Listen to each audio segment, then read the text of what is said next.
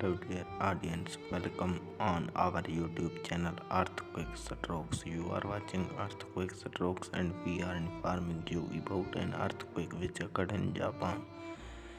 Today 18 February 2022, an earthquake in Japan just now according to United States Geological Survey and Japan Geological Service report its magnitude was 3.8 and it was with shallow depth and it was in morning. According to local time, it was at 1 a.m. For more updates, please like, subscribe, and share our YouTube channel.